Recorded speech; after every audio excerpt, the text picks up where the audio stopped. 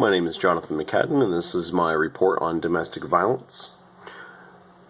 For this report, I have focused primarily on the state of Florida, with a couple exceptions here toward the end.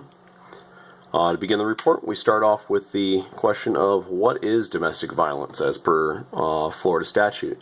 Florida statute defines domestic violence as being any type of contact that results in physical injury or death. These include assault, aggravated assault, sexual harassment, sexual assault, battery, and aggravated battery, stalking, kidnapping, and many other types of physical altercations that can occur whenever two parties interact with each other.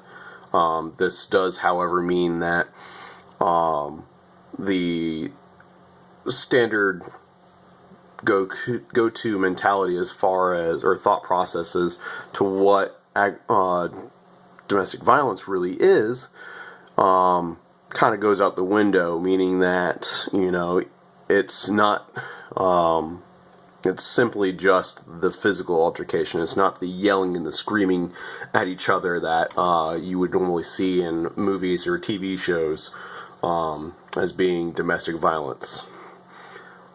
Police responses. Police responses are as follows as well. Florida state is what is referred to as a probable cause state. There are states out there that are mandatory arrest states, or more discretionary states. Florida state is a probable cause state, meaning that responding officers have to make an arrest if and only if probable cause is established when they arrive on the scene. This means that after investigating and interviewing those parties that are involved in the domestic violence call, they determine that there is an actual aggressor within the area there, or who they have detained at the time, and that they had physical contact with the other party. This can be shown through either defensive wounds or assault wounds on the victim, eyewitness accounts, things like that, that will tip off the officer and give them probable cause as to whether or not said individuals are to be detained or arrested thereon. This also means we also have a statute that states that officers cannot just let go or retract the call or the arrest being made there. Once a domestic violence call is made, even the dispatchers cannot retract officers from a call on a domestic violence case. This means that the officers have to respond. They have to interview those at the designated address, and they have to follow through with anything that they find. So if Bob and Sarah are fighting, and Bob was the aggressor, but Sarah feels bad because Bob's going to go to jail, and she doesn't actually want that. She just wanted him to stop throwing shit around the room. Then, the officers still have to take Bob to jail because of the statutes and laws that are in place to help protect those who aren't as forgiving as Bob, maybe. So, just a few numbers I pulled here for fiscal year 2015. These are the numbers straight off of the state's police reports here. We have over 107,000, I believe the number was more like 107,600 plus reported cases of domestic violence. Out of those reported cases, we had 66,000 plus arrests resulting from that. Now, this is something I found interesting. 32,000 of those cases were from cohabitants, whereas 20,000 were from spouses. Now, when you think domestic violence, most people think, boyfriend, girlfriend, husband, wife, and so on and so forth. Individuals who are intimately involved with one another. Domestic violence is actually far broader within that. It's anything to do with a household, period. So cohabitants, meaning, a roommate, a guest, or something like that. Somebody who is not romantically involved, maybe, with with the victim.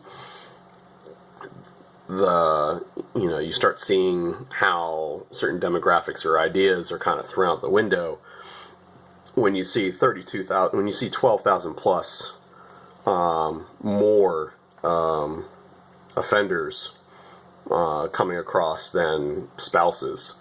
So I found that to be a very interesting statistic. There were also children, parents, other family members, and they had a category for other, which they didn't go into detail on, but your imagination can go wild with that as far as what other constitutes as maybe bystanders or neighbors or something, or so forth there. But another aspect I had, another thing I came across when researching domestic violence was who the actual victims are. Again, when you think domestic violence, you think, a man hitting a woman, and that is the idea of what domestic violence really is. But is it really, today, or within the last decade, is that really the case?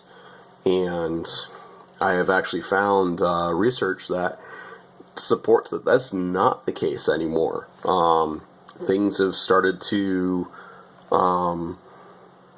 I would guess you would say, even out or equalize. In fact, it's actually kind of gone more into the female side of things, where men are reporting that the woman in the relationship, or in the household at least, is the actual primary aggressor.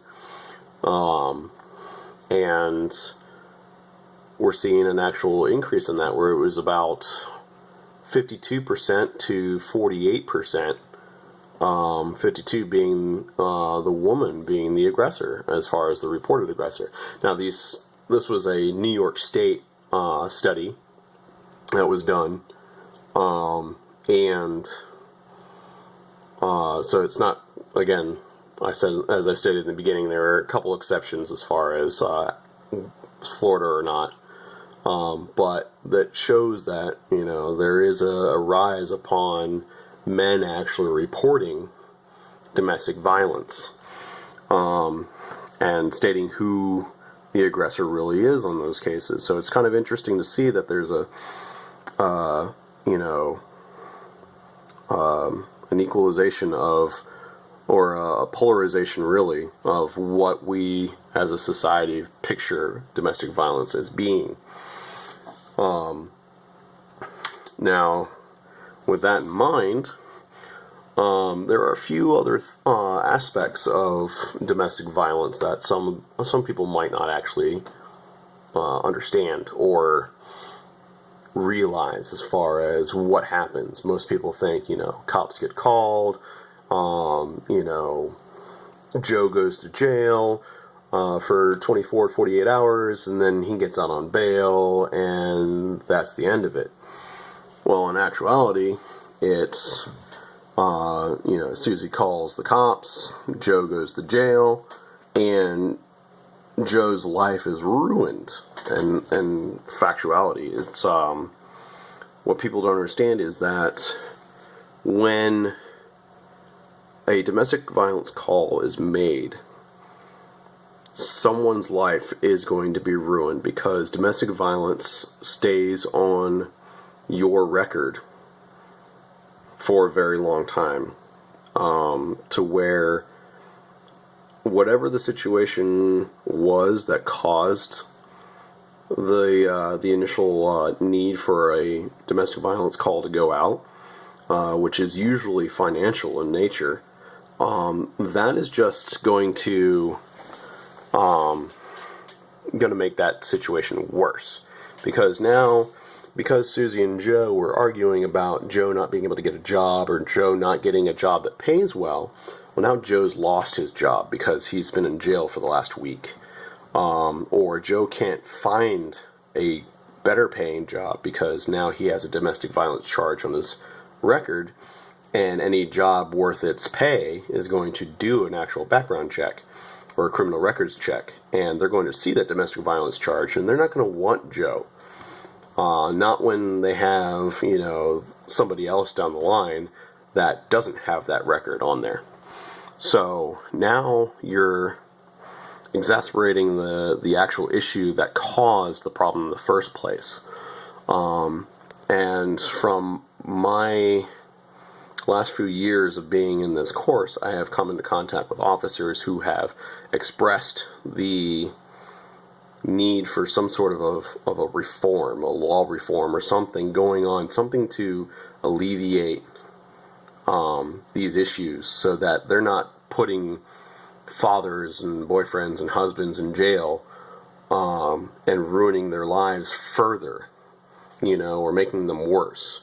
So we can look at it as law reform, better educating those, our children, students and coworkers on the dangers and, warning signs of domestic violence, part of the reform side of things, maybe making a first-time offender, a little more lenient, maybe something that is on a lower tier that isn't going to come up on a criminal report, but something that will come up on a police report that will dictate, this was a first offender, and it's not going to come up on the criminal report, so, Joe can get that job if he needs to because it's a first offense. It's not going to really truly affect him, but if the event repeats, an officer doing a quick check on his computer and his cruiser will pull up and say, hey, he's been called on before. This is not his first offense for domestic violence. We should really look into it further than what we already have. So just a couple what I think are quick fixes. Obviously, with legislation as sluggish as it really is, it's really not going to be a quick fix, but just a few small ideas to hopefully alleviate the stresses on these people, because it really is when an officer goes in for a domestic violence call, 9 times out of 10 it is not 9 times out of 10, it's more like I believe the actual figure was 70+% of the time the male of the household will go to jail over the woman. And it is partially because of the actual stigma or stereotype that domestic violence holds, just simply by its name. The man is the aggressor. The man is the one to go to jail. And like I said, the New York study shows that it's no longer the men that are the primary aggressor.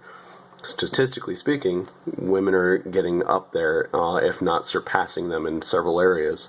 So to try and get that equality going on, we need to bring our legal reforms and on laws and legislations back up to the standard of actual investigation, actual information, and determine who is at fault and to what severity level these individuals receive their punishments. Because if it's just simply, Joe throwing a mug across the room and one of the shards hit her in the arm, is it really worth it to ruin that couple or those individuals' lives for something to happen accidentally in the heat of an argument?